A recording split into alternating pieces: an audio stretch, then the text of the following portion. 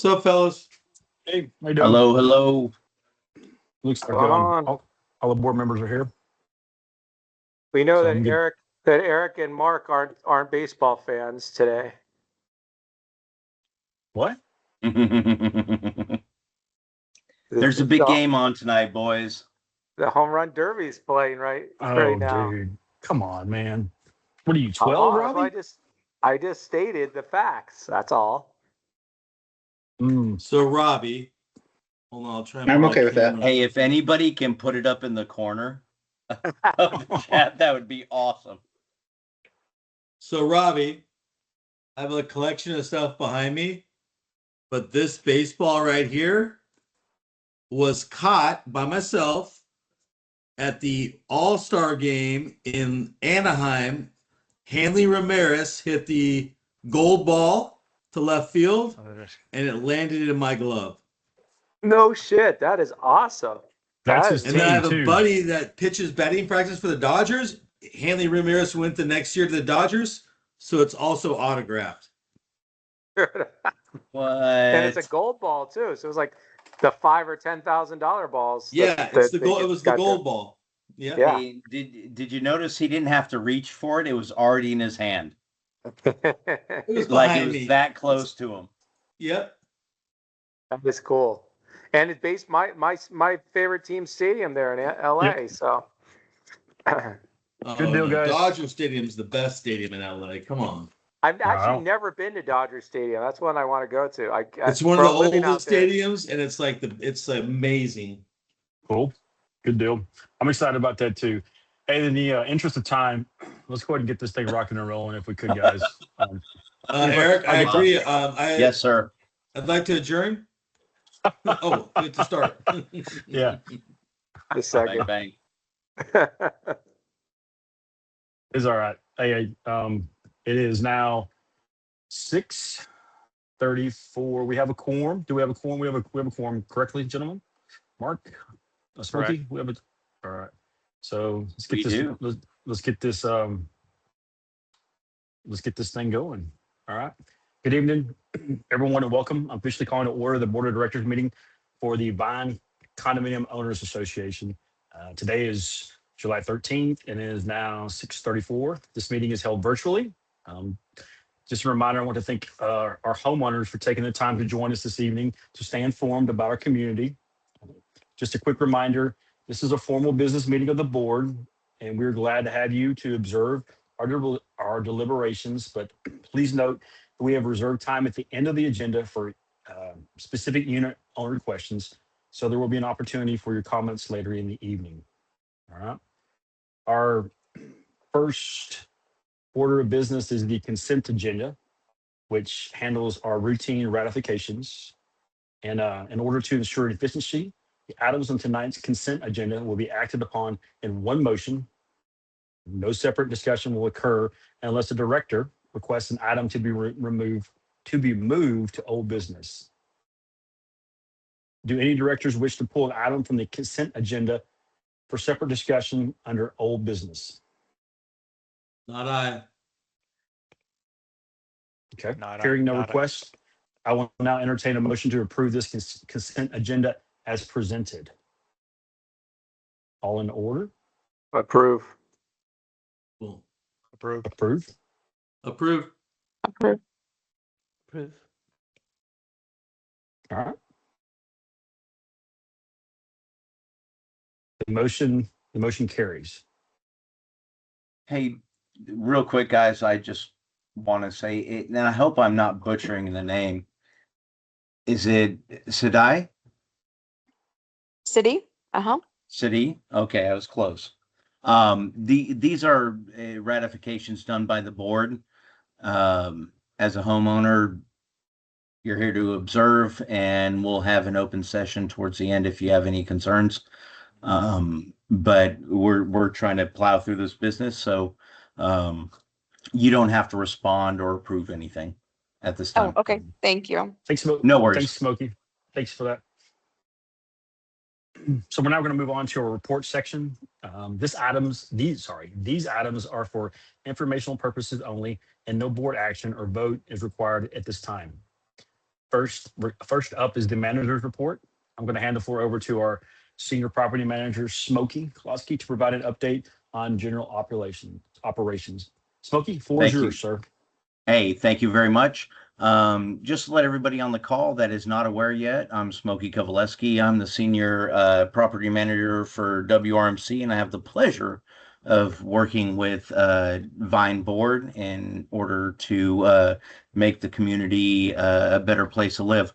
I'll start with these reports come out monthly, and we present these along with our weekly reports to the board, but the monthly reports are online for you to view, other than in the meeting.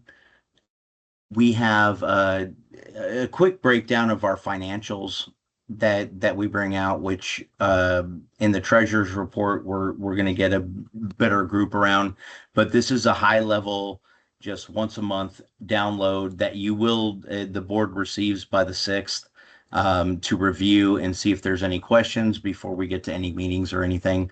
Mark, you're fine with scrolling through this. We're going to get to all that. Collections, everything. A couple of the completed action items that we're proud of this month.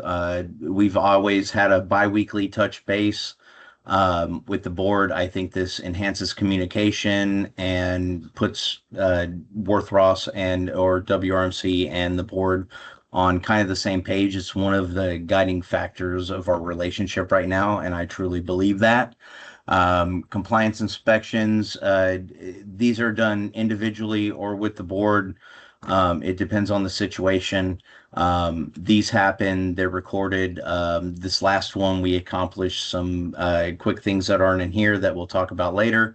Rolling Suds power washing was completed. So if you noticed in your unit, the outside looks a lot better. We gave the exterior a nice power wash. The board was very happy with the output from that. We have a collections agency, third party that we use called Tech Collect. We have a couple things there that we go back and forth on, so we keep it monitored just to make sure it's fair between WRMC and the board, and they're okay with the practices being done.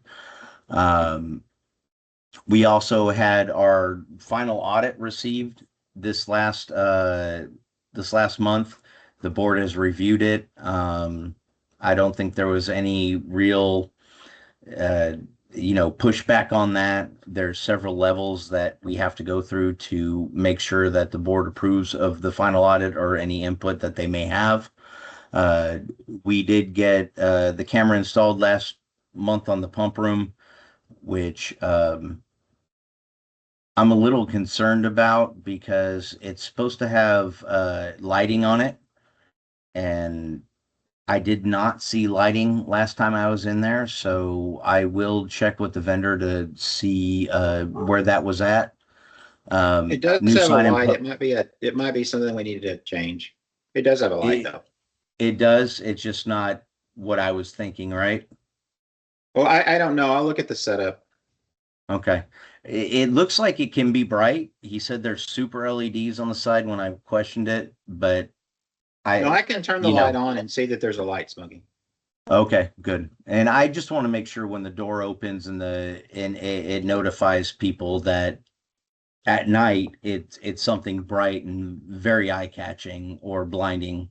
And it's it does notify them they're being videoed when they open it.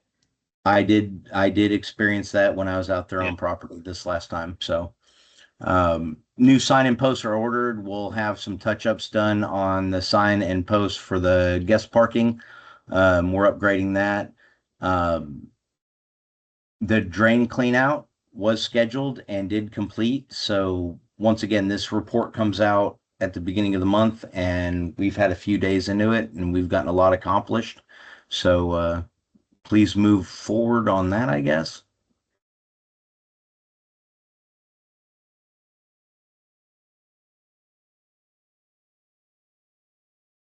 Obviously, we do our broadcast emails and everything that is required of us, such as the gas issue this weekend. Even on halftime, we were very responsive and were able to send out notice to the homeowners. Thank you to the board for notifying us and getting a hold of me promptly to send out correspondence. Once again, that's a great way to know that your board and your management company are, you know, in contact and doing what they need to do there. Other than that, maintenance items, I think everybody already knows that we're on top of all that stuff. There's a lot of movement going around, and I can't wait for the next annual meeting to show everything we got accomplished from this year. So thank you guys. All right. Thanks, Smokey. Excuse me. Next, we're going to have the treasurer's report. I will turn it over to our treasurer, Mark Allen, to provide a brief overview of our current financial standing. Mark?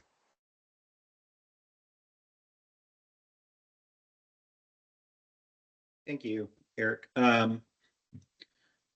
So we're about 6 months into our fiscal year at this point, end of June. These numbers still are preliminary. We won't have the final numbers until the end of next week, but we continue to be able to fund our ongoing needs as well as our budgeted or our planned repayment of the past reserves that we've been borrowing of amount of $50,000 this year.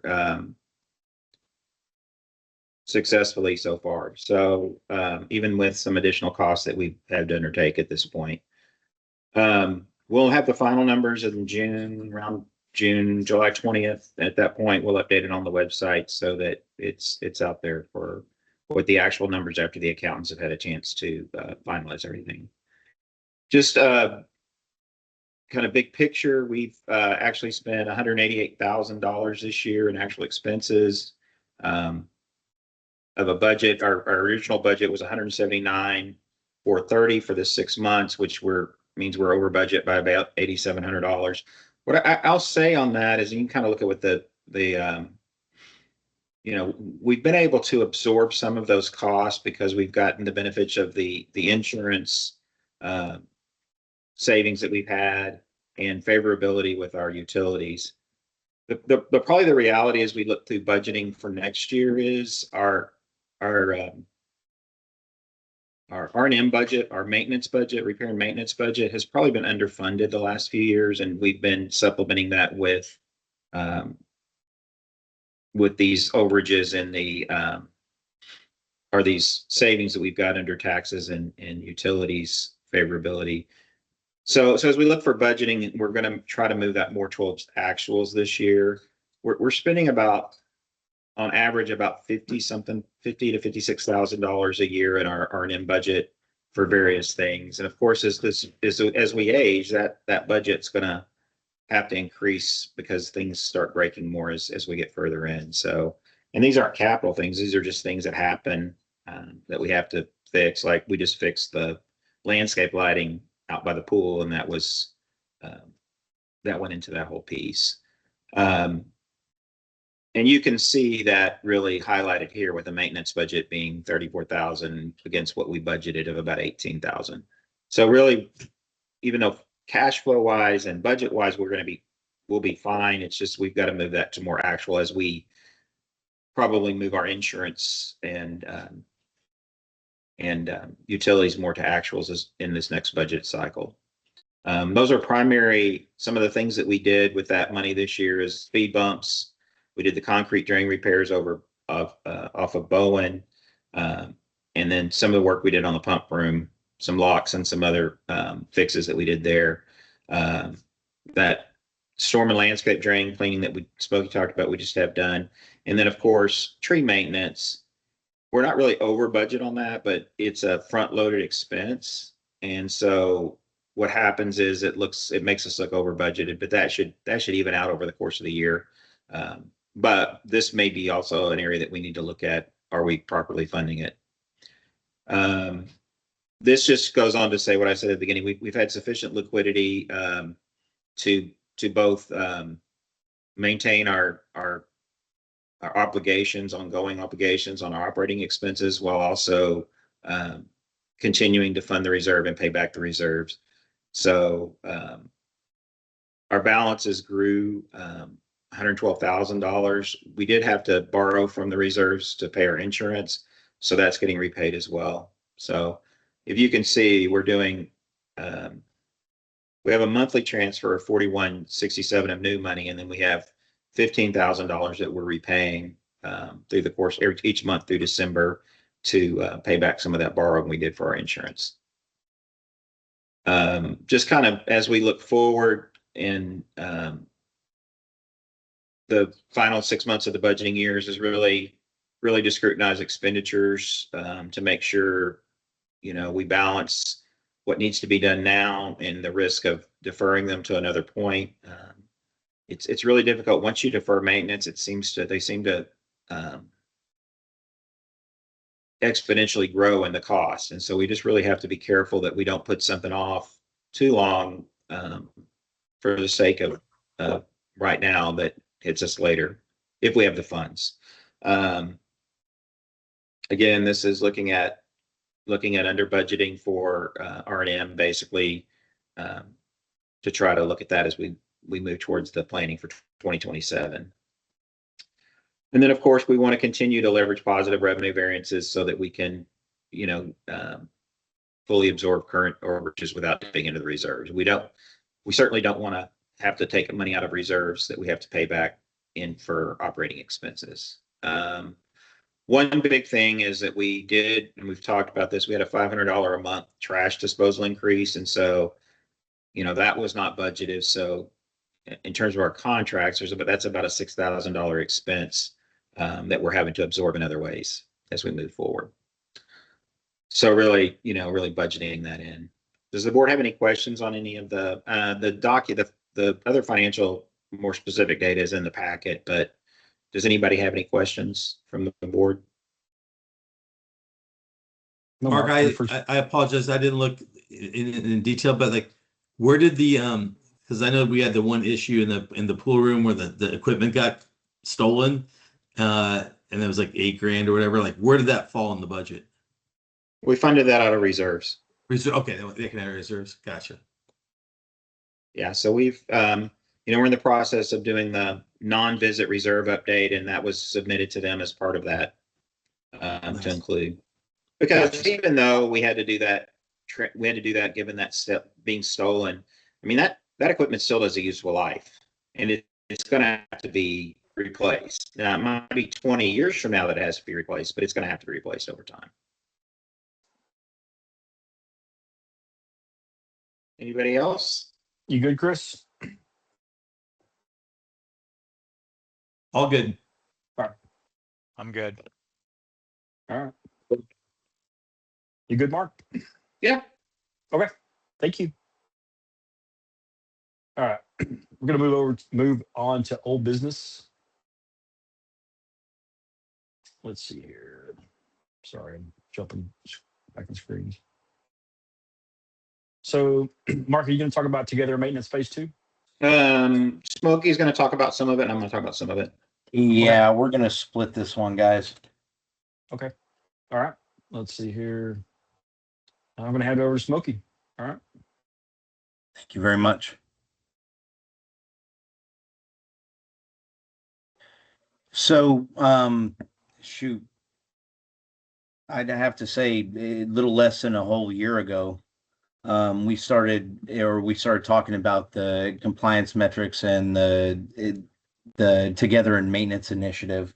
And this is something that the board agreed on to put together for universal compliance without having to dig into standard compliance right off the bat. So this was something that went out. We did a walkthrough, we did an inspection, we were able to send out per unit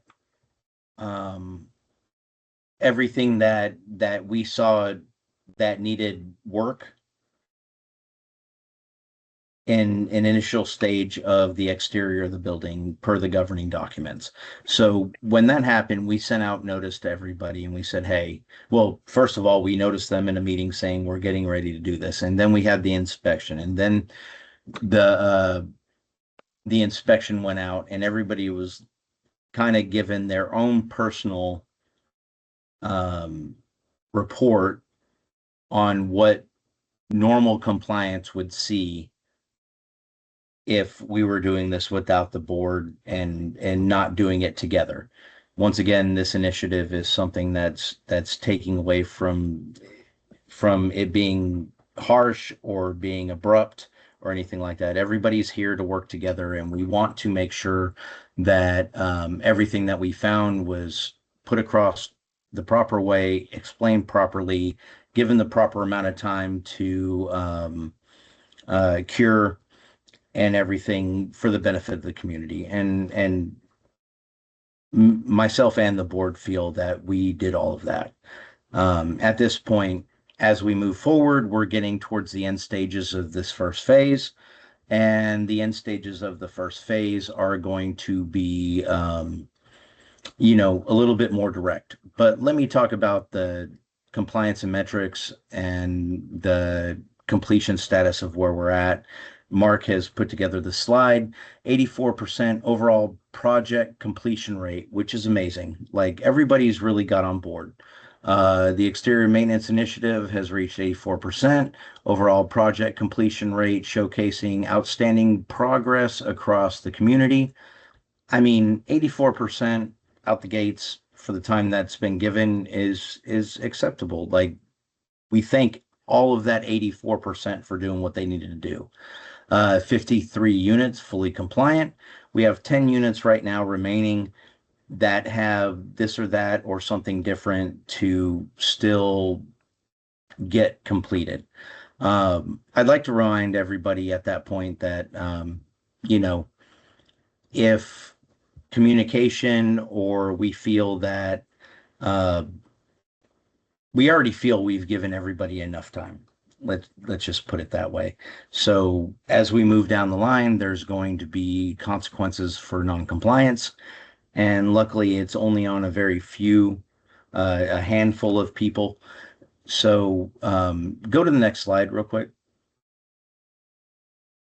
The next level of this, if we don't get this final completion knocked out or have communication, it starts with a $5 a day charge. Okay. The So final violation. that starts in 10 days, Smokey? Pardon me, say again? It starts in 10 days, right? The 23rd. Yeah, Yes. on Thursday. We will. Well, I think actually we've given enough notice to do that by July 23rd. In my opinion, that'll be up to our discussion. But I think we've given everybody enough time. We've given them enough leeway. If I have to be the bad guy on this, I'm going to recommend that we move forward with the fining, because anybody in that category really needs to reach out, because it's hurting all the people that have done what they needed to do. We don't want to be the bad guy. We don't want to offend anybody or feel like anybody's being targeted. But unfortunately, without the compliance being done and the actions being taken or the communication being given, you've put yourself in that box. So I will be the person to say that, and I will take instruction and move forward as advised.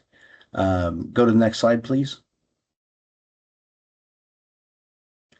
Once again, we are warning everybody right now. So Smokey, it's important to say that 6 units have actually started receiving their final notices, and those, Chris, yes, after the 23rd would be subject to the $5 a day fine. Yes. And then 4 units were given a little more time. I look at it this way because they submitted some things. Just top line, you know, going through this. I mean, we've exceeded the 80-20 rule, which is good. Like 84% of the people completed this project. Pretty dang solid. There's 16% of the folks that are still out there, and it sounds like of that 16%, a bunch of them, it's even smaller percentage of that who haven't like done anything yet. So this is like right down the path that it should be going, and the consequences go to those that decided not to do it. And I think we're moving down the path correctly, and Smokey's guiding us there. So it's, is it correct? Is it correct that just 4 have not responded at all? Is that on that? No, that 686? these 4. No. There's only 1 unit that hasn't responded at all. Okay. Okay, well, But that's, 5 units didn't get us information to get a further extension. All Okay. 6 units didn't. So we did give them one last chance for an extension and they didn't. So they received a final notification that fines are going to be beginning after July 23rd. There was 4 who submitted information that they were either had a vendor that was going to have it done or on their way. And those are still outstanding. We've got to do another inspection tomorrow and see what happens. But those 4 units, if they're not done by the July 15th in 2 days, they'll get the final notice. okay. And Mark, just for transparency purposes, we started this back in September of 2025, correct? Yeah, we started in September of 2025 with a self checklist. Okay. So Yep. ample opportunity to get yourself together on this. All right. Thank you. And we Again, completed everybody, and that's- they were notified of their specific notifications Smokey talked about went out in February. And I mean, this was a lot of work on the board side and mailing these out individually. Everybody got a custom tailored report on exactly what they needed to do. So again, like we've given plenty of time wherever it's going. I hope it doesn't get there, but please, if you haven't done any of these things we're requiring, please get them done. If your neighbor hasn't and you see them in the front yard, please remind them if they're not on this meeting that it needs to be done. Yeah, so basically after by July 15th for these remaining 4, they need to either submit a valid vendor invoice showing all the items on their list and a confirmed start date. Or if it's a garage, they need to submit an art packet. By then, a completed art packet. It can't just be I need to replace my garage door. Are there any questions on that before we move forward? I know we Nope. have two newer owners or owners on the call. I'd like to take a moment. They can ask questions during the owner's situation, Smokey. Okay, I Yeah. just didn't want to waste time Yeah. later if there was Yeah. something there. It's all good. All good. Okay. Okay, so this is just reinforcing what we talked about is for the board to stop the fine process, we've got to have specific, fully executed documents. And that's just because this has been going on for a long time and we're beyond, it's just at a point where it just needs to be, we have to have the documentation. It has to show the full scope of work, precisely matching the details on their inspection report. And it must state a specific committed schedule of start date for repairs to begin. Otherwise, fines will accrue until it's completed. Incomplete submittals will not halt enforcement at this point. Makes sense. I'm all good with it. Probably 4 or 5 of the remainder 10 have issues with their garage doors becoming dislodged from we have insulated garage doors, and sometimes when they fail, they start delaminating from the insulation. And at that point, it really becomes impossible to repair them, especially doors that are 20 years old and you can't buy replacement sections. Panels. And so for them to stop, understanding that garage doors take a long time to order, we just need to have them submit a completed art form. And then if it's approved within that time period, then they'll have a date that they'll get an extension to. If it's not approved, they're subject to Fines. it may stop the fine then, but we would start the fine if it wasn't approved. And Mark, you gave a good explanation of the garage door, issue. In layman's term, just since we're going to be posting this video and posting the transcription of this, I'd like to explain exactly what that means. If you have your garage door and the standard is the doors have to be flush. You can't have protruding pieces of the door going out, of the different sections of the door. So if you've got a piece of, if the door doesn't look even and smooth as you look through it, then it's going to have to be done with. And those, I think most of the owners are aware of that they've had some communication. I mean, there's not really anyone that's needing to replace their door that hasn't had communication around that. It's just they need to get their information in.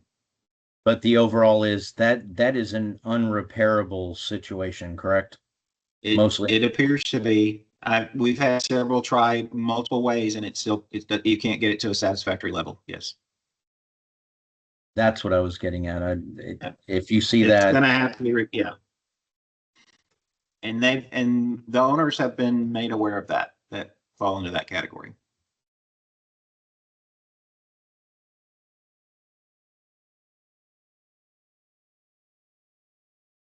okay, next. I don't know why it's, yeah, that's the end. Questions? Anybody have any questions? All good. Do we? Yeah, good. Silly question. I know we have the community vendor list or whatever. Do we have a garage door vendor for some folks yet, or has anyone found that? I don't know if I haven't looked at the vendor list if somebody had found a person to do that yet or not. Yeah. I'll say we haven't approved a garage door replacement yet. Yeah, Okay. I was gonna say, do you have the actual replacement one approved versus the vendor? Because they're two separate things, I would imagine. Well, we don't necessarily approve a vendor. We approve the door. Correct. So correct. the ARC request would be whether or not the door aesthetically is going to be aesthetically matching the rest of the garage doors. So, we have at times found some vendors that are willing that we've approved the aesthetic piece and put that in there, but that's not happened for a garage door. Yeah. Any other questions? All good. Thank you. Thanks, Smokey. Thanks, Mark. So we're gonna move on to item C, which is the discussion regarding the phase 3 construction defects of the parapet caps.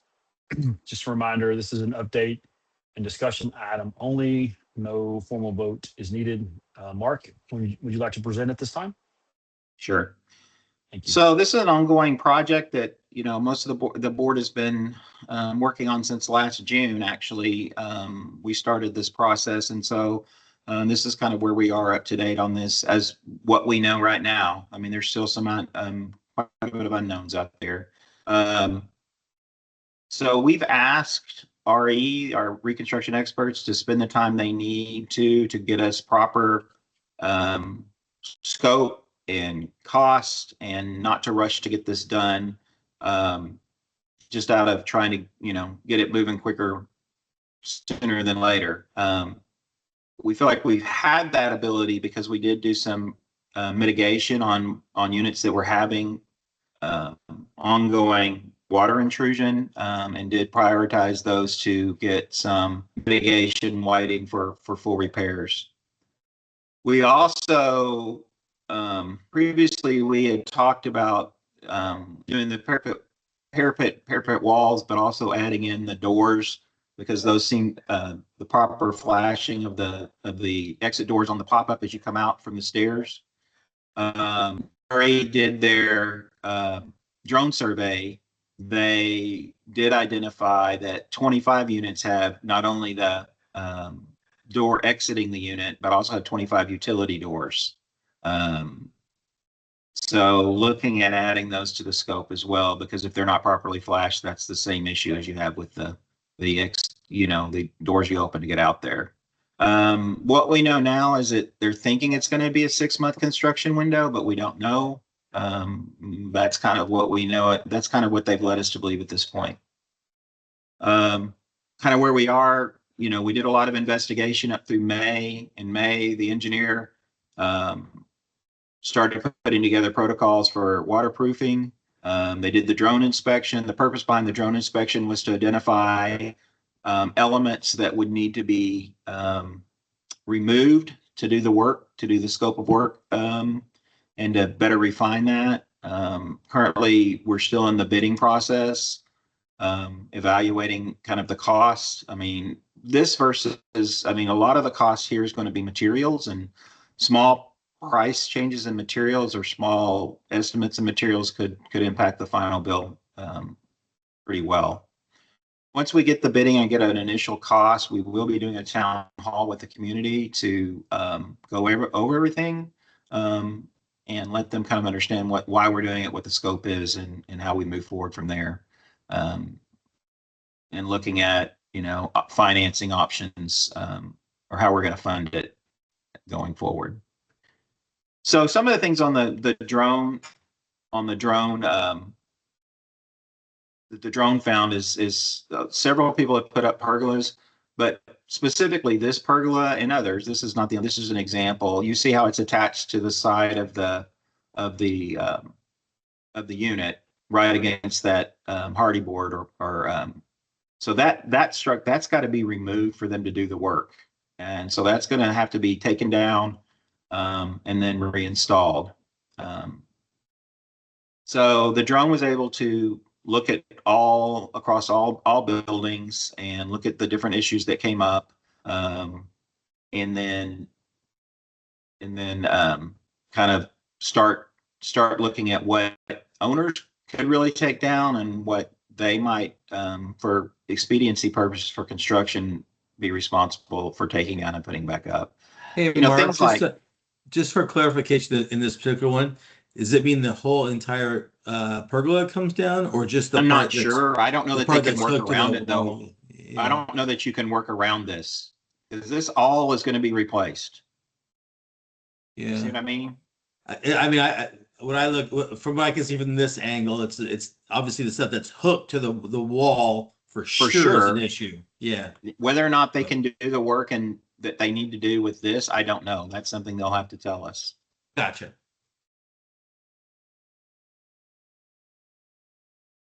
And again, kind of the repairs on the parapets is really more than the parapets. It's really rebuilding the whole the whole waterproofing system up there, which means removing all of the hardy board, redoing the waterproofing systems and making sure the weather barriers are properly implemented, and then putting back the vertical coping. And then painting that. So, you know, one of the things that we had planned to do this year was paint the parapet caps. Well, those are, depending on the scope that we end up, those are going to all be done in this project. Yeah. And then we also talked to the owners about maybe doing some maintenance on their particle or their hardy board, but if this project happens, that they really isn't that important at this point. So when we'll talk about the drone inspection later, but we didn't identify anything to be, you know, needed to be painted or whatever on that, because this is really going to look at a full replacement if we do it all. Then around the bulkhead doors, this is kind of what would be done. These are the, you know, the exit doors and then the utility room doors. But, you know, put a new jamb in and head flashings for all the rooftop doors. Replace the damaged hardy board. I mean, it's going to all end up being replaced in any trim. And then looking at if there's any specialized roofing. I know we've got one where there's a little bit of a roofing repair that needs to be done as well. So we've received the engineer drawings and they're all finalized. The good thing that they're stamped by an engineer, so there's some, you know, that brings us a little bit of peace, I guess, and accountability. And then, you know, we'll be moving from there. But this is part of what he's really articulated what we need to do to fix it. So kind of the next steps, as we said, we'll have a town hall as soon as we get the bids and have RE come and also help us explain that. There'll be a formal approval from the board deciding how we're going to phase it, if we're going to do it all at once, or if we're going to phase it, and what the budget's going to look like. Then we'll have to make our funding determination. Likely it's going to require a special assessment to secure the capital. And then when the commencement begins, We don't have a timeline when it's going to begin, but could happen over 6 months. If it really is over 6 months, that'll give us some flexibility on a special assessment to give people time to pay it out in terms of talking. Questions? It's unfortunate, but pretty straightforward and something we need to get done for the long-term stability of the building. So Yeah. I don't have any questions. I mean, I don't necessarily question. I just, obviously the timing, I'd love for it to be sooner rather than later. That's just me personally, because I'm one of the ones with issues. One of the ones that was identified that they came and did the preventive weather barrier, which hasn't been a total success. I still have water leaking. So the sooner the better would be great, would be the thing, but obviously I have to go with the general consensus of the homeowners. Yeah, and Peter, if you're still having issues, we need to get them out there to look at that. Yeah. Yep. I mean, Absolutely. even this morning with the rain, I actually got water intrusion came in. Yeah, going on? to get them out there because it may be they need to do additional work or whatever. Yeah. But yeah, Again, I'm not, I don't want to derail the meeting, but I just wanted to point that out that, sooner rather than later, at least for me personally, to move this thing forward would be nice. Yeah. I mean, And, It and worked Peter, on we need to mine. know if it's not working. Like that's Yeah. where we reach out Yeah. to the vendor and hold them accountable. Yeah. Yep. There is a question mark. Do we have a list of units that would need to get their doors replaced, or is it the general consensus that every homeowner would need to get the outside door replaced, like for We're the not leading re- up to the terrace? the door is not being replaced. That's not part of the scope. It's just reflashing the door. Okay, so would everyone have to get their doors reflashed? That's the recommendation. Gotcha. Okay, thank you. Okay. Cool. All Anybody right. else? Thanks, Mark. We're gonna move on to item D. We're in the plumbing assessments. Just a reminder, this is discussion only, no vote. And we're still looking at the costs and estimates with the possibility of moving this to project to 2027. So So I don't know, Smokey, if we've ever gotten a second bid, but I know, I we've know kind of- SES was tempted to do it, but Yeah, if we go through a GC on something like this, I just don't feel confident that the cost is going to come in fair. yeah. I have one Well, we just have a plumber, lot to do. like I I'm not said, sure that, is willing to do it. I've Yeah. asked 4 other plumber to come in and do that, and they feel like it's kind of like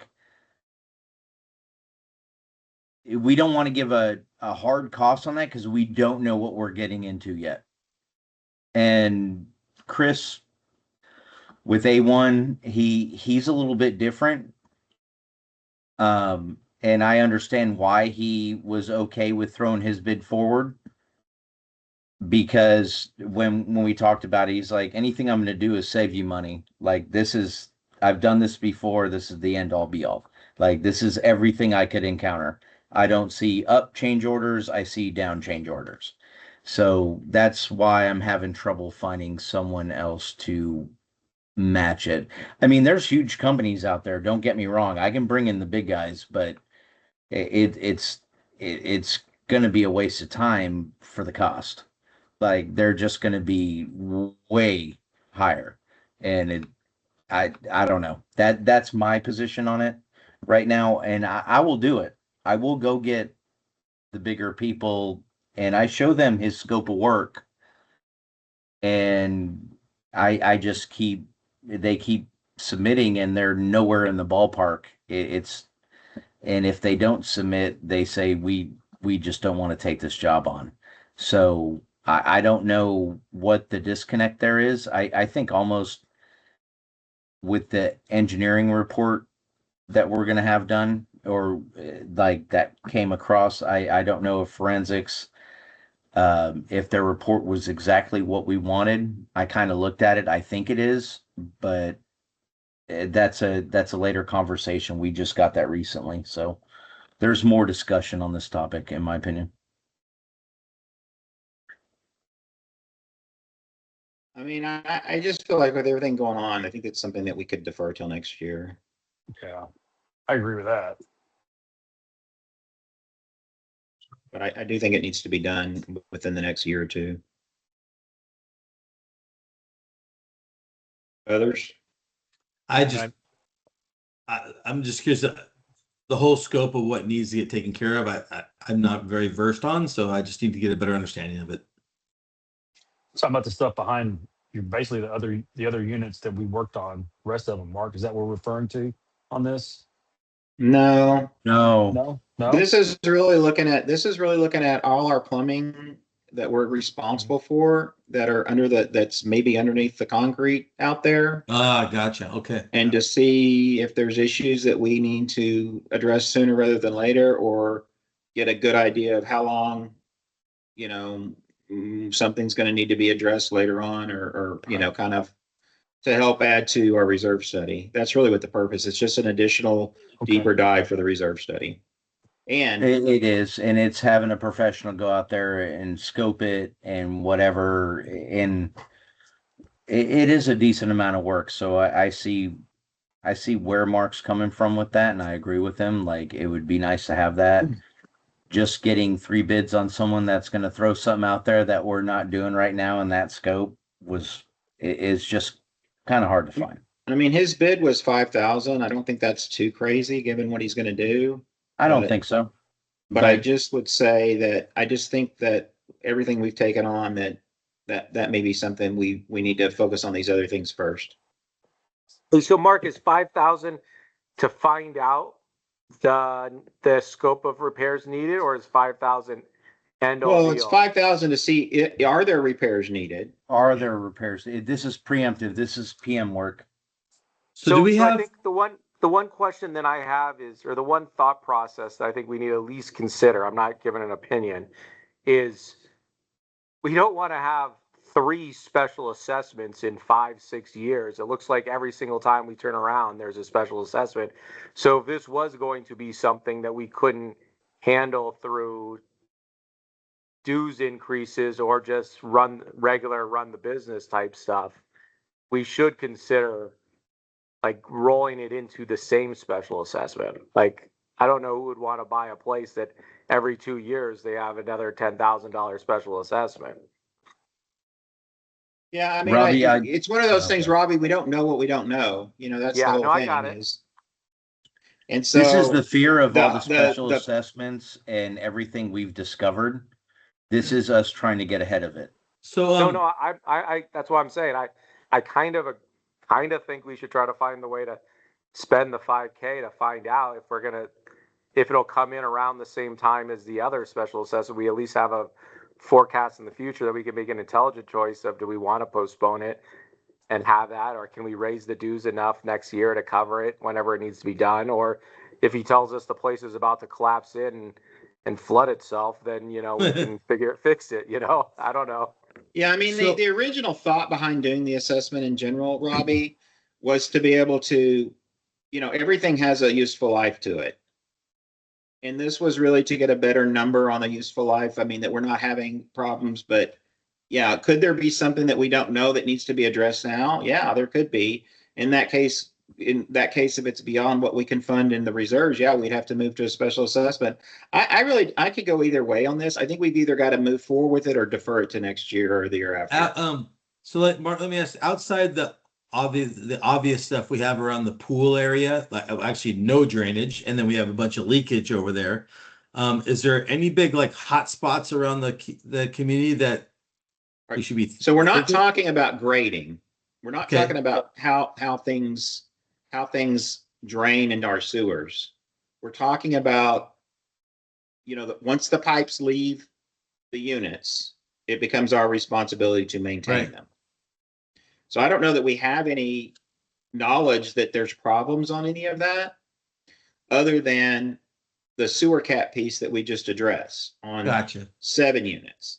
And the likelihood that we're going to have to address more of those ongoing is happening. and we looked at putting that in the reserve study to fund. Right. Okay.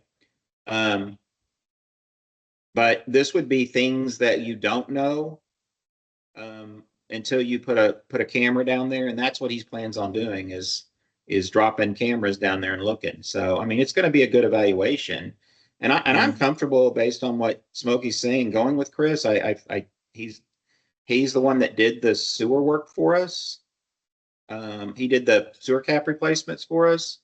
It's just, if we're going to do it, we need to go ahead and get on it and approve it and move forward with it. Because it doesn't sound like we're going to get a better price. Gotcha. On that price thing though, but don't we have a requirement to have at least 3 bids, like in our bylaws?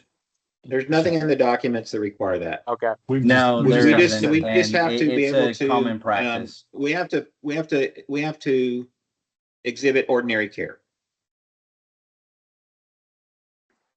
I mean, if you can't get 3, I mean, we've spent 6 months trying to get 3 bids. Yep. No, that's fine. I just wanted to make sure. So does it make sense to go ahead and approve the $5,000 for him to do his quote unquote camera work, so we have an idea of what that might be before we price out all the stuff for the parapet caps and things of that nature?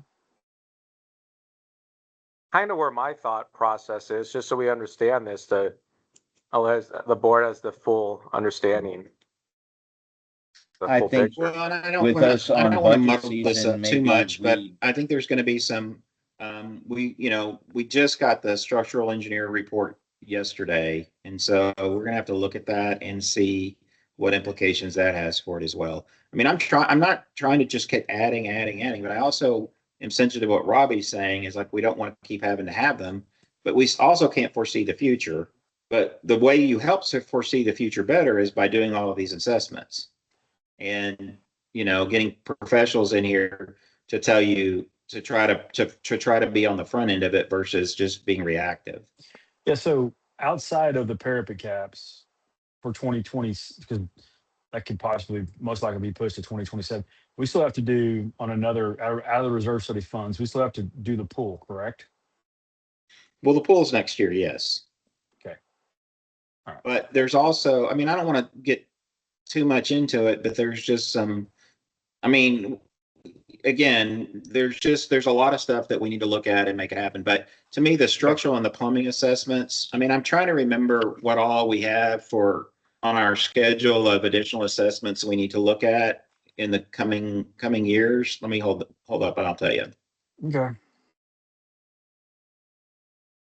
Yeah, I don't want to continue stacking things on top of each other either, but also don't want to drown people the first time they go swimming either. It's a lose-lose. I mean, is there something we can like trade off? Like, can we trade off the staining of the wood fence? That's about the same price. Like, I mean, those guys are like trying to blow up our complex. Likely they'll knock down the fence before they're done too. So we'll just get a free fence.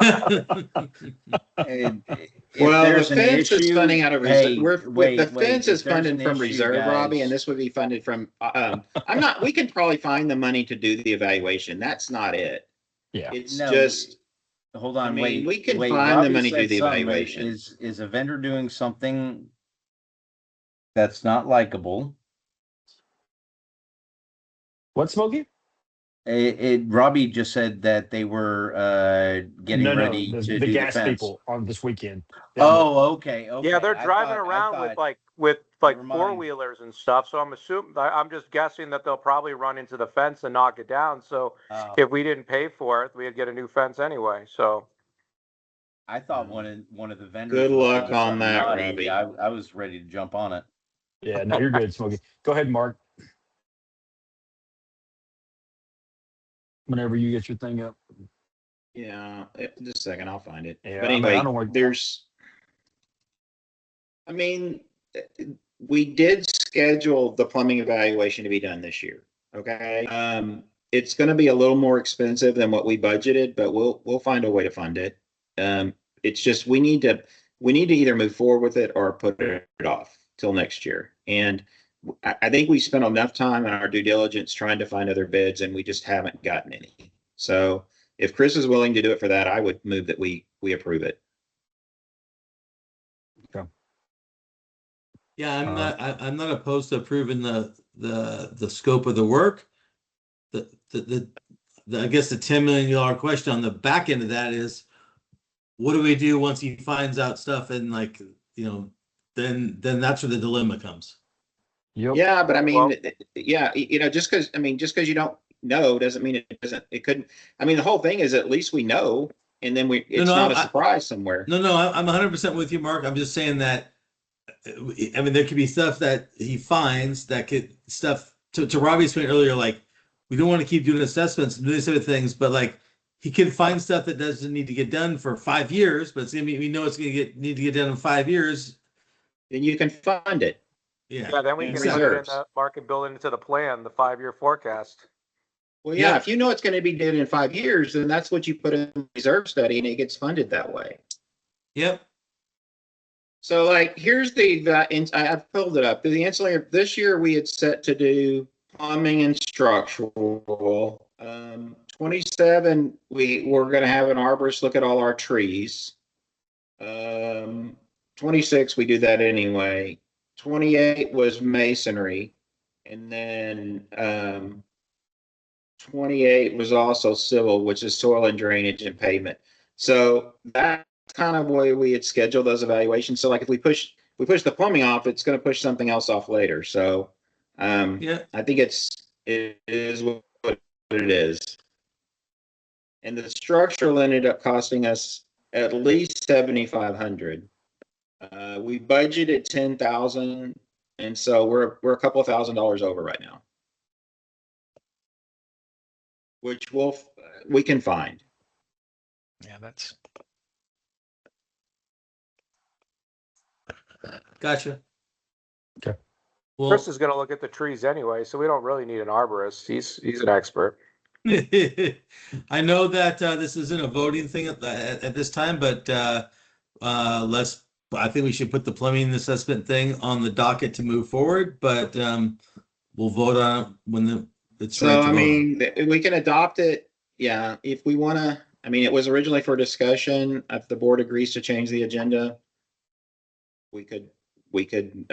Yeah, I make a motion, we move forward with it. So Okay. I think we first of all would move to adjust the agenda for plumbing assessments to be a approval. All right, I agree with you. Second, Yep. I'm fine with that. Abe. Yep. is Works that for me. everybody, Eric? Works for me. Yep. Robbie. And so Robbie, then I we just would. Robbie, I just need a verbal. He said, "Yep." Did I not? Yeah, I got you. Okay. Oh, okay. And I'll show you what we're approving. Let me pull it up. Cool.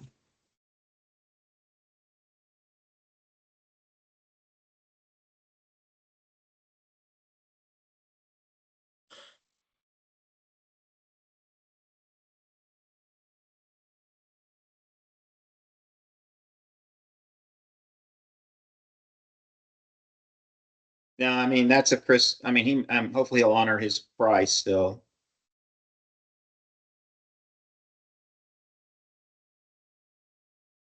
You might want to add some fuel surcharges in here. But this was his. Smokey will pick him up and bring him over. I This will. was his I his will not project cater scope. to that. Here's what the project scope was, and the cost was $5,000. $100 trip cost in there. That's enough for gas.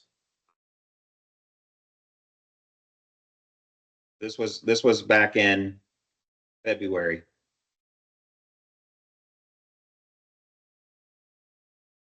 But you see the scope of what he's talking about doing. Yep. So do we have a motion to approve? Motion to approve. I Second. approve. Third. All in Approve. favor?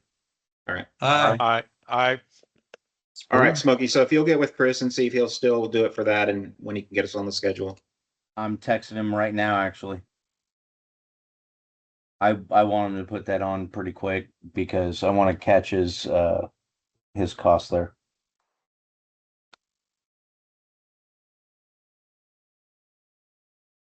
Okay. We ready to move on to new business? Absolutely. Okay. Item A is discussion of the 2026 community survey results. Mark, will you please lead this presentation, please?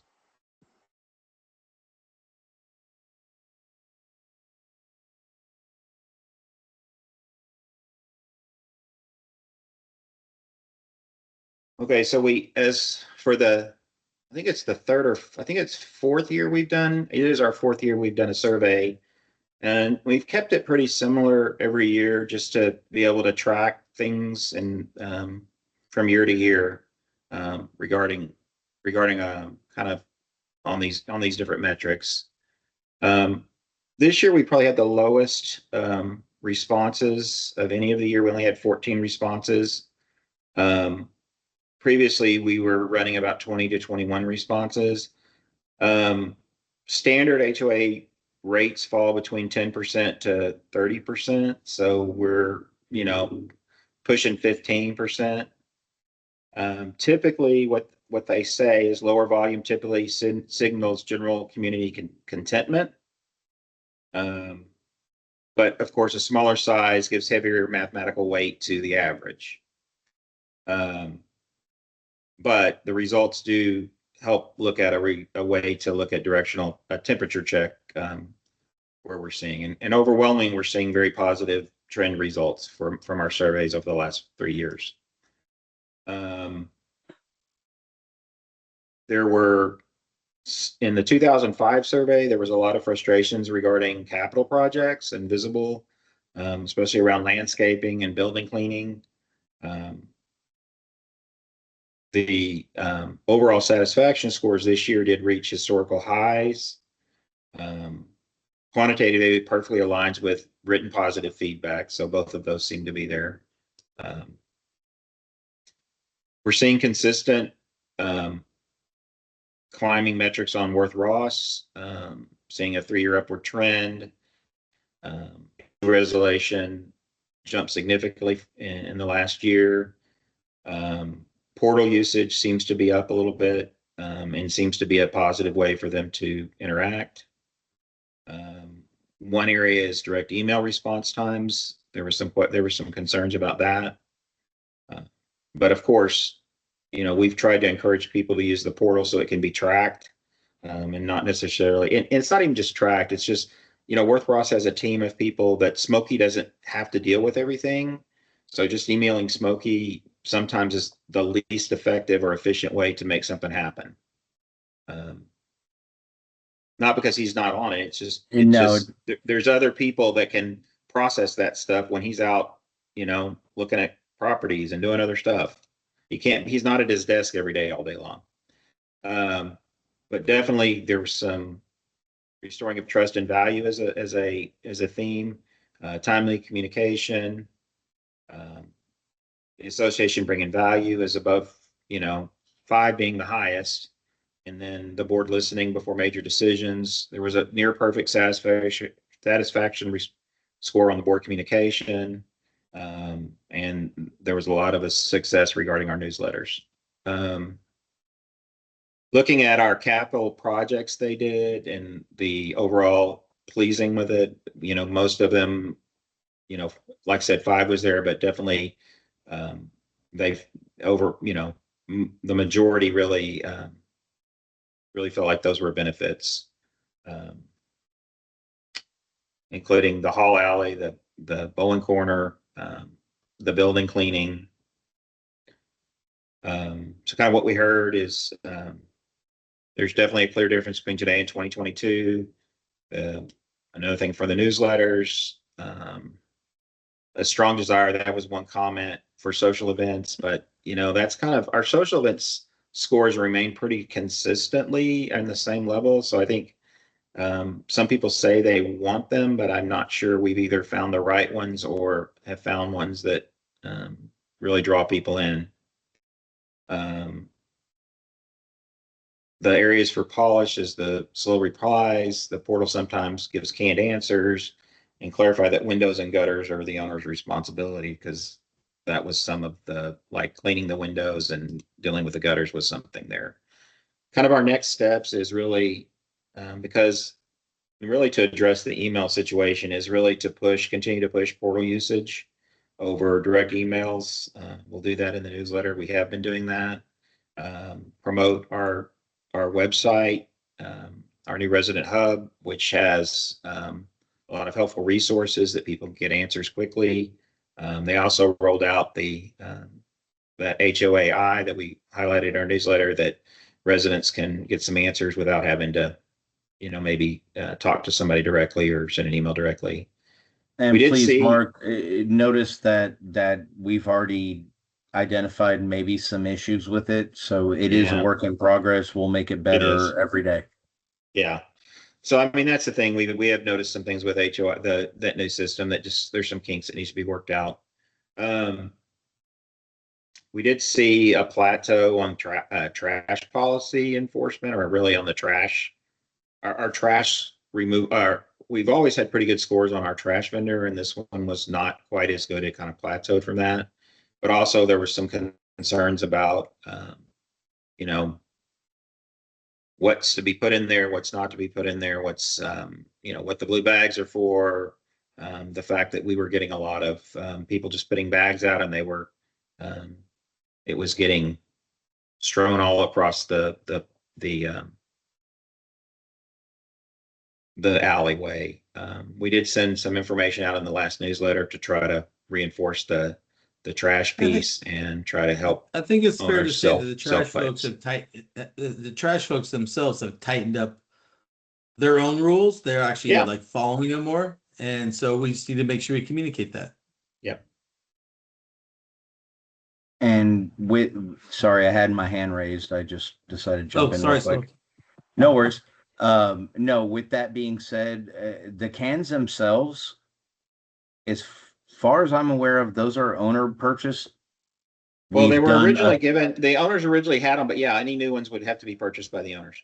okay, so I just want to make that apparent because I'm getting some inbox stuff asking where I get my can dropped off at, how do I order it?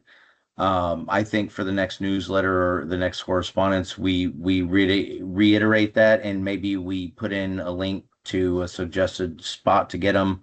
I know Depot. I've seen them at Home Depot. Lowe's has them. I get it. But I think people are kind of confused because they do look nicer than, say, just a Tuffy trash can that you keep in your garage. They got wheels. They look like they're given. So I think new residents may be a little confused on that point. And then Well, at the Spuggy, I same think time, you can find, I mean, certainly if y'all want to kind of find where you can get something that looks the same and does the same, I don't think that's a problem. It's just,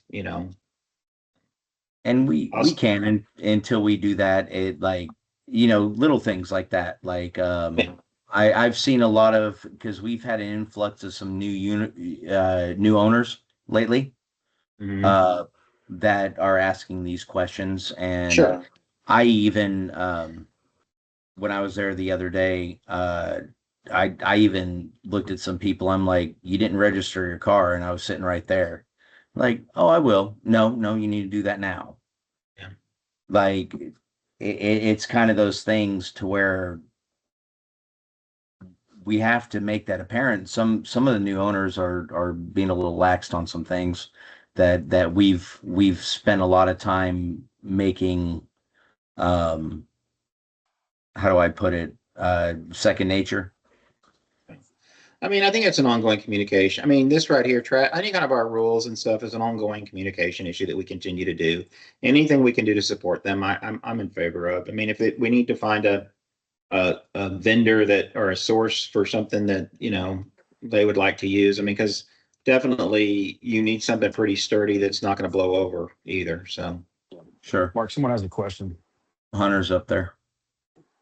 Hi, apologies if I'm one of those new homeowners that is being lax on something. Hopefully that's not the case. But in regards to the trash cans, I was actually very curious if I could buy maybe a higher quality, larger volume trash can, and if that would inadvertently result in a violation of some form. Mm-mm. No? Okay. As long as awesome. it goes in your garage, I think you're good. Yep. Sick. Love it. Thank you. Yep. So I don't think so. Are we going to? And I don't know, Mark. Do you want to just table this whole trash conversation right now, since you're talking? We're not really talking trash. You just brought this up as a as a I brought priority up as thing. a Yeah, I mean, survey. this is just a survey kind of a piece. I mean, we don't need to, we don't need to belabor it much. It's just, I mean, that was one of the big concern with the trash is the fact that people aren't putting their trash in bins and it's ending up everywhere. And Yeah, so anything we can do to help owners do that, that's helpful. I mean, I honestly haven't put mine in a bin after I talked to the guy, and I was like, "Do you want it in a bin or do you like it out?" But I put mine out like at 7 in the morning the day of, not the night before. And you see, the night before, either people come and go rummage through it, and then it ends. My neighbors ends up in front of all over my in front of my door as well, and I have to pick it up and put it in mine. So Yeah. I do And it's see that certainly not completely. helpful if our vendor is telling our unit owners something different than what our rules say. Yes. Well, so he did I me mean, a that's favor my once, opinion. I and I mean, was trying to help him I out. understand So. that it's easier for him not to fish it out of the bins. I get it.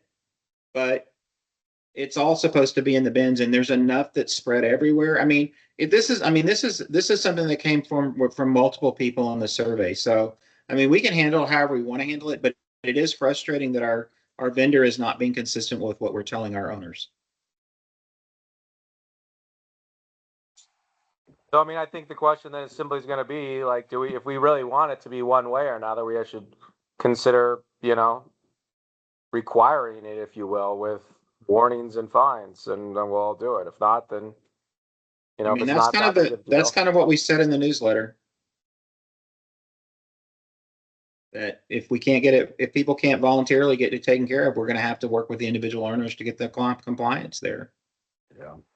We could have a 2-hour discussion about trash and all that good stuff like that. So if you guys want Yeah, to talk this is about, not this is let's push this down the road because I think we're going through a survey right now.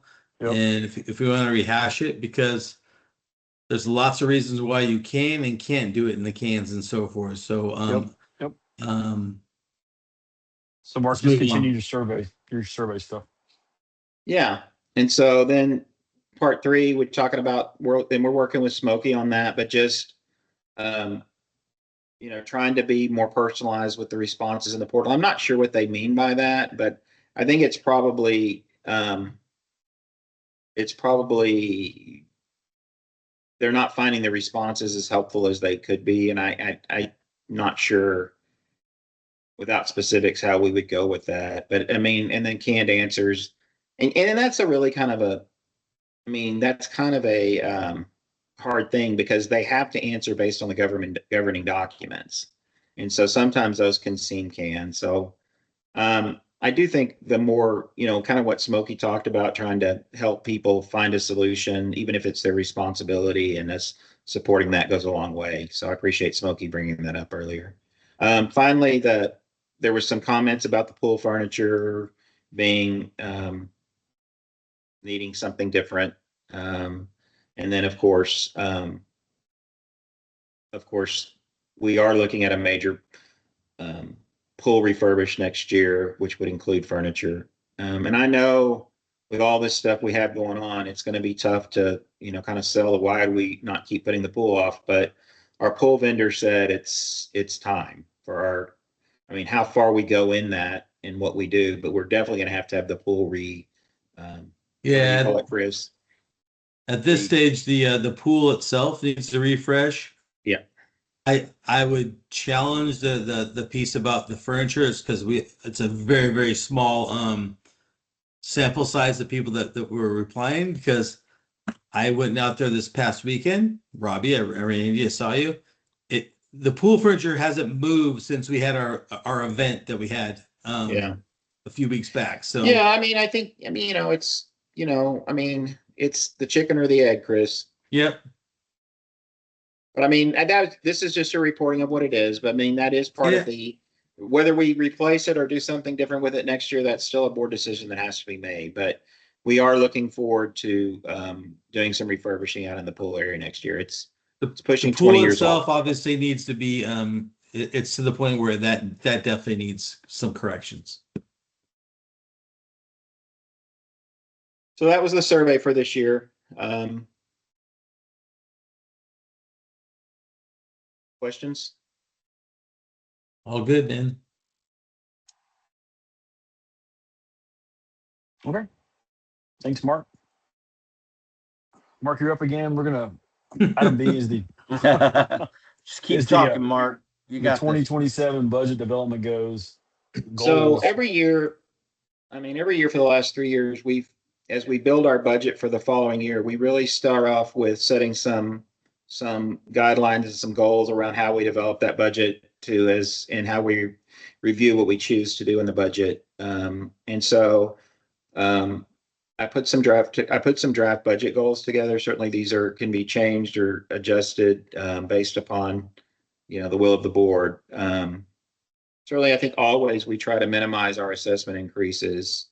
And we do that, through looking at making sure we're validating the costs, that we're actually budgeting on actual cost, and that we're efficiently using those resources as we can. We want to continue to fund our reserves at or above the reserve study recommendations and lending standards. I will tell you that Fannie Mae and Freddie Mac moved the requirement for reserve funding from 10% to 15% of your budget, to be able to get financing through Fannie Mae and Freddie Mac. So we'll be incorporating that into the budget funding in the budget, the reserve funding. We also want to continue to pay down our past reserve borrowing, and we're scheduled to do that at $50,000 next year.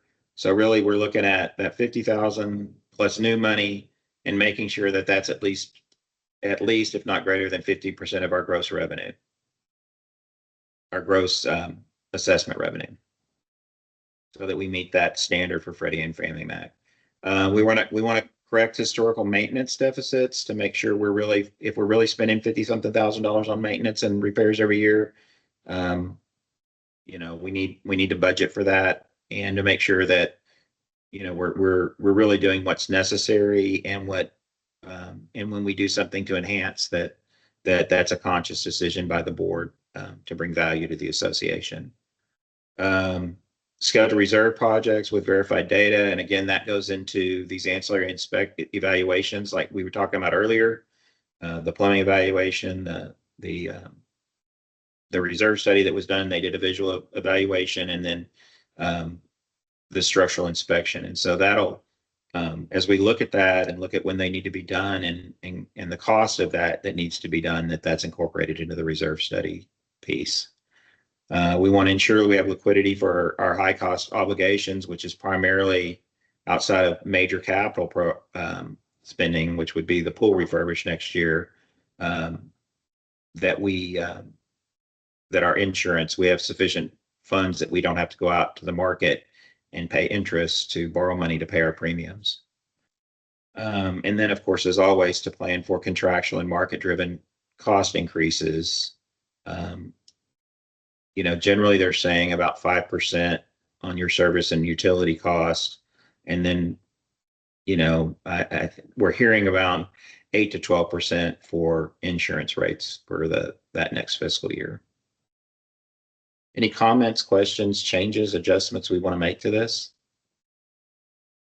I think it's a pretty straightforward set of goals, and then we'll dig into it, laying it out. Yeah, just a quick question, Mark. Where's our current percentage of that you're for the Freddie and the Fannie and Freddie? Are we at close to 15? Are we? I just off top of your head. Do you know? I think in terms of the cash we're putting into reserves, yes, we're above the 15. Okay. Yeah.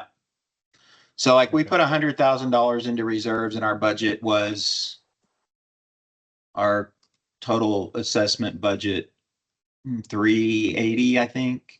I have to Okay, look it up to that's- know for sure. So you're Yeah. almost a quarter of being Yeah. 25 So and yeah, I mean, it's one of those things Got it. because, and as long as we'll be fine. So I think from our standpoint, we're in good shape from our lenders in terms of what we're Okay. putting aside. We just have that. I mean, at some point, it would be nice to have a operational reserve. We don't have to borrow from the other reserves to pay our insurance, that we could, build that operational reserve up over the course of the year, so that we have the amount to pay insurance in April every year from operations. But that's a few years down the lane. So do I have a motion to approve? Make So a moved. motion to approve the developmental goals. Second. We have a motion. Okay, it has been moved and seconded. Is there any final discussion from the board? All right. All in favor, please say aye. Aye. Aye. Aye. Any opposed? All right, the motion carries. Okay, moving on to item C, which is the rooftop compliance process. Smokey and Mark will present this item, which will require board approval. So whoever wants to go first, whether it's Smokey or Mark, you have the floor. I think I'm going to start this off. I'd like to start with last year. We did a drone inspection of the rooftop, and I want to let everybody know that the reason that we did this is because everybody thinks a rooftop deck and all the square space up there is for use. When you moved in there, if it had it or not, there is fencing systems and gating systems in there for a reason. The fact that it was limited to a certain area was the area that it was designed to be habitated, or be used as a living space up top. The other side, which people prior have taken upon themselves to go out and use, since it's on the roof right next to it, it proposes a problem. It proposes a danger. It proposes, a legal issue, a health issue, a safety issue, because those areas are not engineered to be common areas for personal units home. Last year, we dove into this very, very deep, and we had a compliance initiative that really got a lot of this resolved. Well, it wasn't a one-time thing. We had another drone inspection done, and from that, we are moving forward with the next section of initiative on this, to where we've seen some people that resolve it and went right back to doing what they did. Absolutely, this is unacceptable, and we are going to enforce it again this year. So with that being said, the audit overview was done on June 2nd, 2026. The drone audit revealed that widespread compliance issues across the property, ensuring adherence to our governing documents is critical to preventing material damage and the general common elements, and maintaining the soundness and safety of the building structural membrane. So that's the verbiage. As we break it down, what that really means is, again, these areas that are being utilized as livable and common property are not approved for that. If we want to do that, if we think we want to use that area, we need a structural engineer's report saying that your unit, especially your unit, had a destructive test done, and making sure that everything underneath is approved to hold the weight of the standard workload of, say you had a party, 25 people, 30 people. It depends on what the engineer feels is deemed necessary to allow this for public use.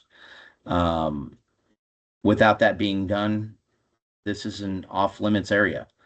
It was enforced last year. It's going to be enforced again this year. So anybody who went backwards from where we got last year, or anybody new that thinks that this is a common area that they can remove their fence and use this for their putting green or put their sun chairs out there.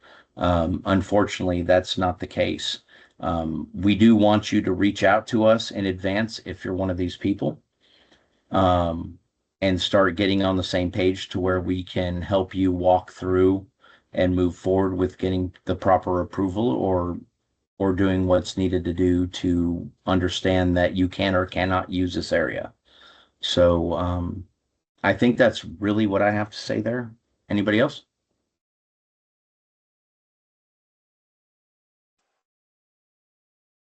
No? Okay. Next, we're going to talk about the distribution of violations by category. The 34 identified violations fall into 4 distinct categories based on our governing documents. The majority of the issues stem from unauthorized items being placed on the bare roof membrane. Once again, these are sun chairs, these are umbrellas, these are any personal items that are put over on this area, again, without the proof or the approval that this is a sound space to do so. Unapproved storage is at 14%, or 14 units at 41%. Improper use of area is 11 units at 32%. Unapproved alterations are 6 units at 18%, and inappropriate maintenance 3 units at 9%. This is a current judgment off of the last drone inspection we had done, which was within the last 30 days. June 2nd. Sorry, June 2nd, a little over 30 days. So these are just examples of these different issues. So unapproved storage would be placing items on the membrane or past the fence. And part of the issue is that bare roofs may not be used for storage. That's in the governing documents, but also placing them on the membrane can cause issues with that, which causes leaks, which impacts the structure of the building. So the remediation for this would just be to remove those items that are stored from the bare roof membranes, or even if it's turf out there, and that they need to be either stored inside the unit, or if it's furniture like this, it could be placed on the deck. Improper use of the area, this would be where there's actually use going on.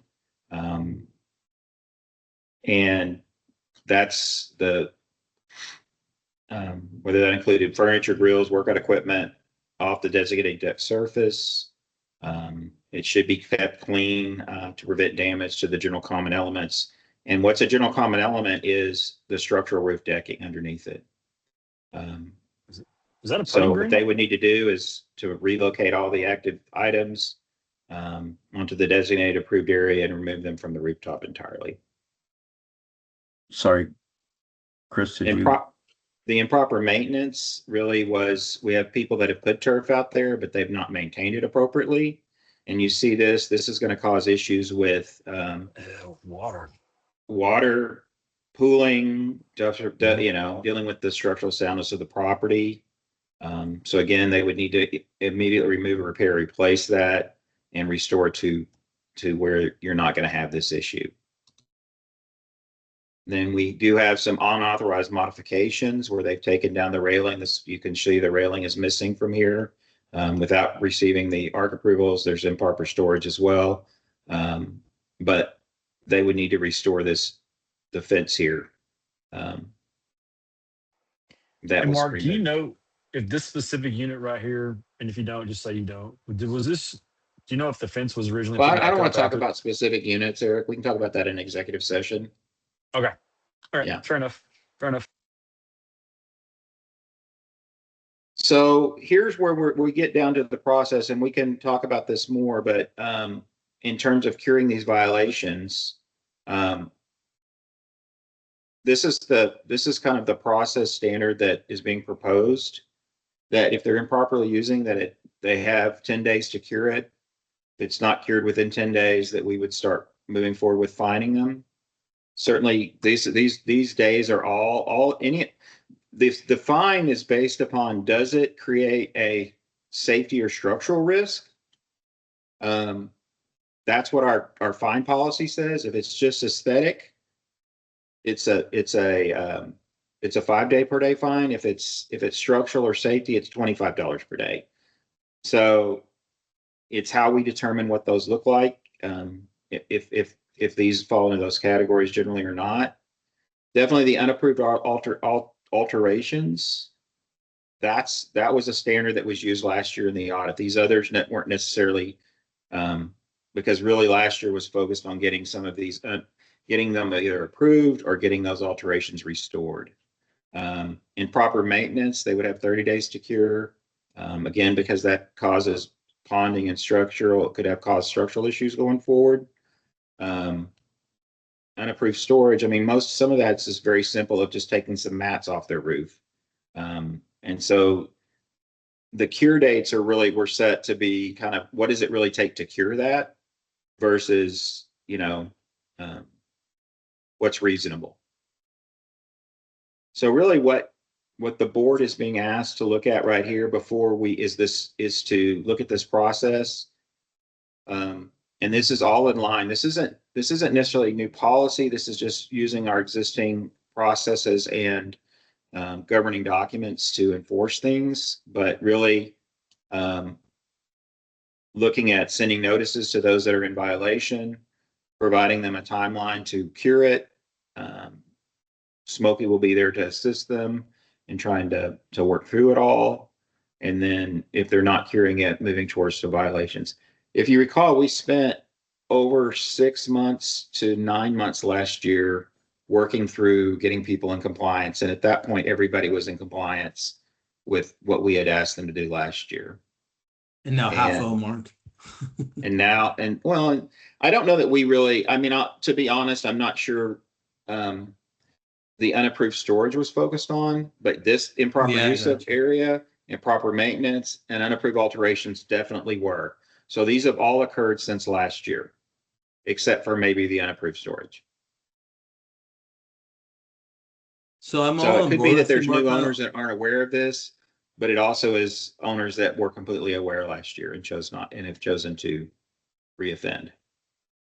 I'm all on board with what we're doing here. My one question is the fining piece of it. And is there any do we have to is this stuff we have to do we already have it filed with the county, or do we have to do that? What our policies are? And so this might be a smoky question. So the question is, we have the authority to fine. We have the fining policy to be consistent. Yeah. There's nothing in the law that requires us to file with the county a policy of this, what we're going to fine. It just has to be reasonable. And the reason we set it as a policy, as we set it as a guideline or whatever you want to call it, was to be consistent, Chris. But is it anywhere? It's not, I know it's not in our governing documents, but it's not in TUCA either. Is it posted anywhere where we have to show the community? So they if a new resident came in, right? And would they know, and I'm not saying this would be you want to show fines in a welcome packet or whatever, but if a new resident came in, they understood what the rules and regulations, that are, and what the potential fines would be if they didn't follow them. So it's, so I understand what you're saying. I will show you on our website.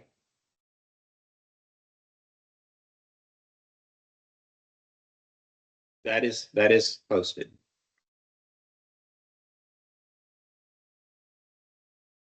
Including the including the process for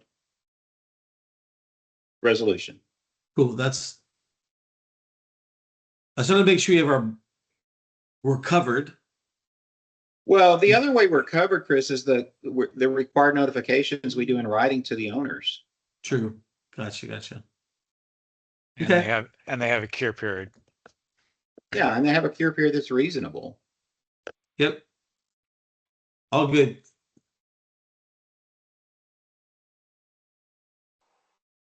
And we're very, the board has been very generous and is always willing to work with the owner on things to help them, if they need extra time for whatever reason, they're out of the country, whatever, Yeah. But, communication with the board is key on that.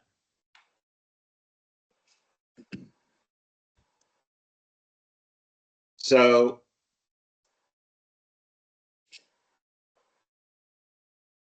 this is just a more formal document that really lays out kind of what the findings were, the different enforcement provisions in our documents, including our fine schedule that we came up with.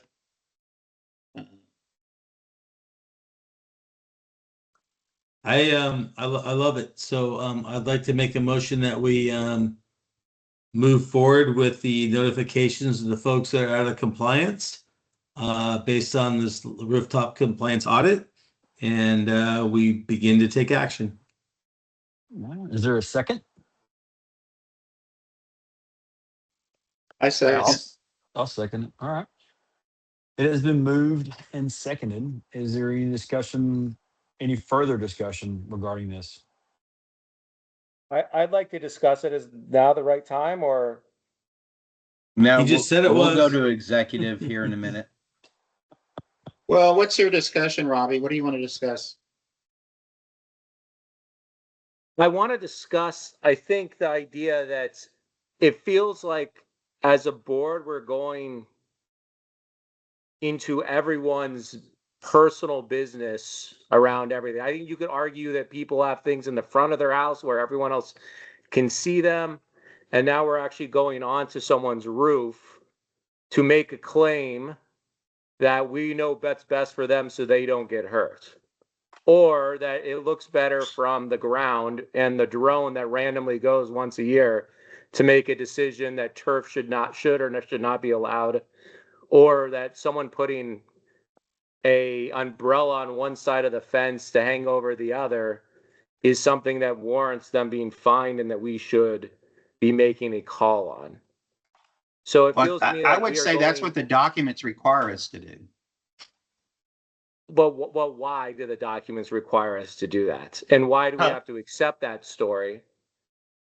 Like, we're now in everyone, we've just went around and fined everyone for fixing the outside of their house, which you could make a point, and we did make the point that is a beautification and an overall property aesthetic issue. Now we're going onto their roof, and then at some point in the future, we're going to go inside their house and say your windows still look dirty. No one's cleaned your outside of your windows lately, and now everyone needs to clean your windows. And everything. I was like, I have turf on my roof, so I mean, I am talking my own book here, but I do think it looks better, and it's all set up so that it actually drains through. And that's fine. No, it's not fine. This is now going to be fined on this piece. I have to roll this up. That is not true. That's not what he said. No, they said some of this stuff said we didn't do the turf last time, and that we are going to do the turf as part of this. And why would this stop at the turf? So Robbie, no one said the turf was not okay. You have to properly maintain the turf that's up there. You can't leave your turf folded up as a piece of carpet up there, or it needs to be smooth. It needs to have proper drainage. That's what it needs to have. It's about maintaining what you have. And with regard to putting items on the other side of the fence, it's clearly in the documents you're not allowed to store things up there, and you're not allowed to put things up there. And because the turf may give you some, but I mean, you're talking about putting items on membrane that could puncture. And yes, though I understand what you're saying, but that is a that was not intended for that use. And owners that bought and thought they could extend their roof up there, that was never, and there's a process. If people want to do that, there is a process to go through and to have them do that. And we've approved several of those. So just because, people just need to go through the right process. And we do have a obligation, in my opinion, as an association, to conduct inspections to make sure that they're not obligating other owners for damage they're causing to the roof. Yeah. The damage to the roof is your own personal impact. Not if it impacts the structure of the roof, which the association is totally and fully responsible for. If I And I fell will through my say roof, that would be my own. That would be my own certain impact. removal of certain fences. If someone falls off the top of that roof because one of those safety fences was removed, it comes on the HOA. Yeah, Robbie's not talking about that. He's talking about being able to put things on the part of the roof that's not has the deck on it. So no, I understand that, but it all leads up to the same thing. I don't know. Also, I don't know if is that a true legal statement that says if I as a homeowner remove my roof, like is the HOA supposed to have 24/7 review of everyone's rooftops to make sure that if someone fell off, because someone, by the way, did fall off one of these roofs one time in the last 10 years. Like, that seems very far-fetched that the HOA would be responsible for people's singular problems maybe in a blue state, but I don't think that would be right in Texas, where, you have some responsibility to control yourself. Look, Robbie, I'll be the first to admit, I don't like big government. I don't like big HOAs. I don't feel like we have a big OHA. We're not Big Brother here. I feel like it's extending that way, which is what my worry is on this piece, is that we keep extending on how it's everything we're touching, right? I think mainly it's been driven by safety. Like if you look at that picture of that curled up or balled up green turf, that's a sponge holding water that's eventually going to drop through that roof if they don't take care of it. Is it not their roof?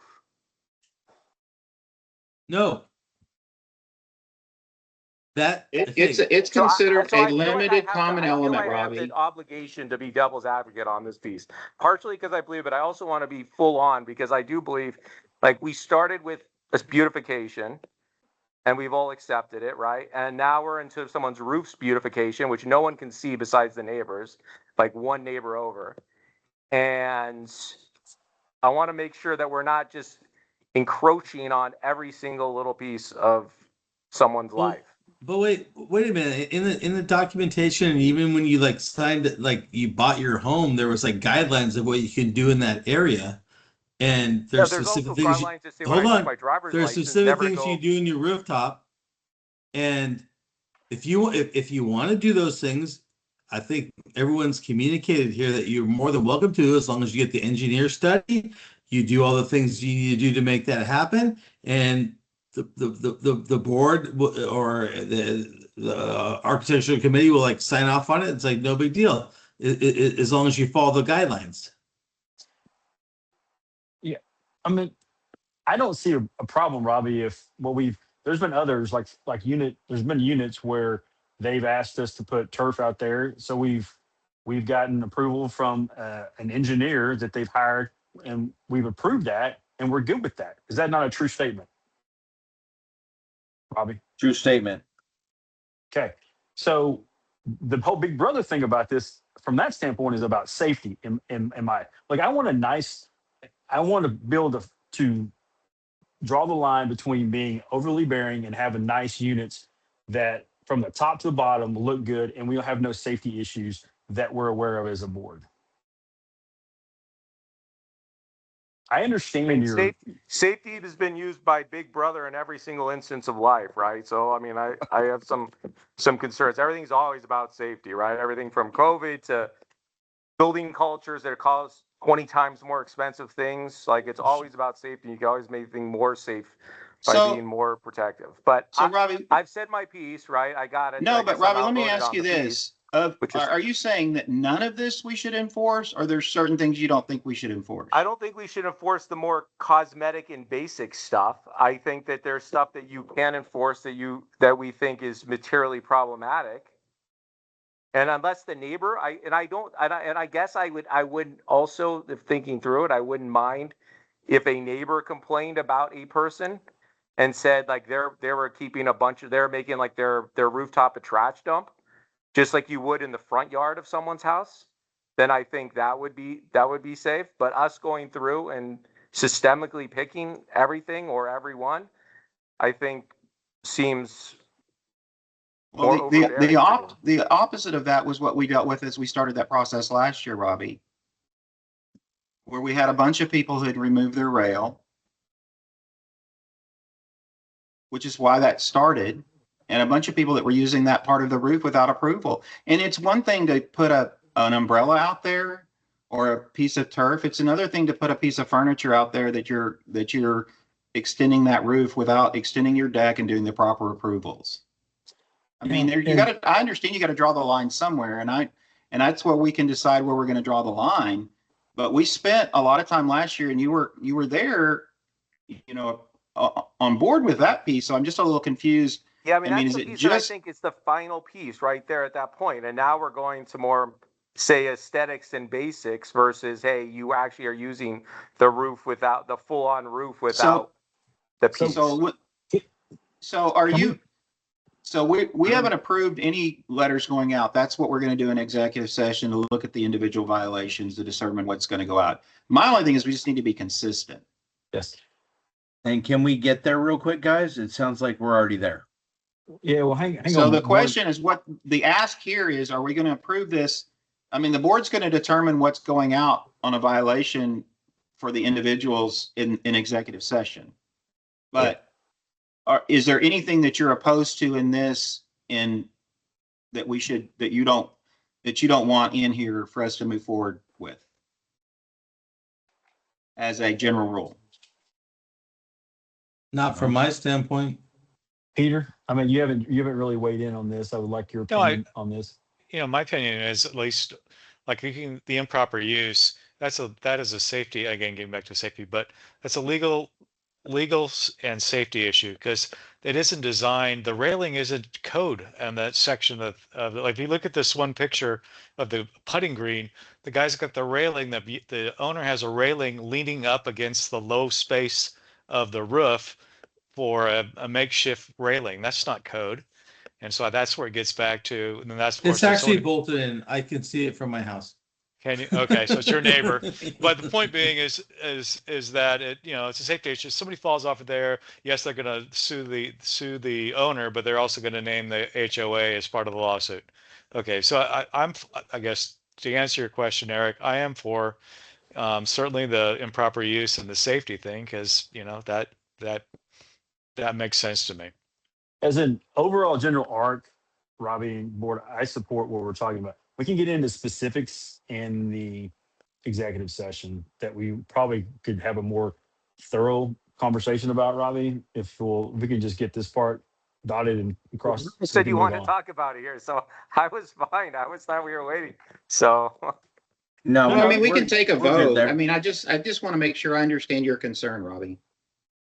yeah, I mean, that's my concern. So I mean, if we want to we've already made the call before on the railings and using that side. I think that's been like signed and delivered from the work we did last year, right? I'm not challenging that piece. So I think the other piece I'd like to still have a debate on. Sure. Yeah, we can get into specific units, and I think maybe it'll support some of our arguments in an executive session, if that's fair. And I mean, we can move there anytime we want, because I don't think there's any owners left on the call. Well, we need to approve. We need to have a vote on this process first.